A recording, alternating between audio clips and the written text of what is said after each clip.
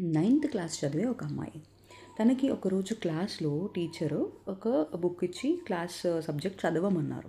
So, చదవమన్నప్పుడు తనకి ఒక పదం సరిగ్గా పలకడం రాలేదు. అదేంటంటే ఫోటోగ్రాఫ్. తను ఫోటోగ్రాఫ్ అని పలికింది. చుట్టుపక్కల ఉన్న వాళ్ళందరూ మళ్ళీ మళ్ళీ అది తప్పుగా పలుకుతున్నావు, మళ్ళీ చెప్పు అన్నా కూడా తనకి అర్థం కాక అదేంటి ఇది నేను కూడా కరెక్ట్‌గానే పలుకుతున్నాను కదా అనుకోని ఫోటో అనేది. అందరూ నవ్వేవారు. మళ్ళీ తను ప్లేస్‌కొచ్చి కూర్చున్నప్పుడు కూడా అడిగేవారు. మళ్ళీ అలా చెప్పినా ఎన్ని సార్లు ట్రై చేసినా తనకి డిఫరెన్స్ అర్థం కాక ఫోటో అనే అంది. సో, దీనివల్ల తను చాలా షై ఫీల్ అయింది. తనకి ఇంకెంత కాన్ఫిడెన్స్ కోల్పోయింది అంటే, ఇంకెప్పుడన్నా అందరి ముందు చదవాలన్నా మళ్ళీ నేను ఏదన్నా పదం తప్పుగా మాట్లాడితే అందరూ నవ్వుతారు అన్న థింకింగ్ మోడ్‌లోకి వెళ్ళిపోయింది. అయితే నేను మిమ్మల్ని అడగాలనుకుంటుంది ఏంటంటే, మీరెప్పుడన్నా ఇట్లాంటి సిట్యుయేషన్ ఫేస్ చేశారా? అలాంటి సిట్యుయేషన్‌లో మీరున్నట్లయితే ఏ విధంగా మిమ్మల్ని మీ చుట్టుపక్కల వాళ్ళు ట్రీట్ చేసుంటే మీరు బెటర్‌గా ఫీల్ అవుతారు?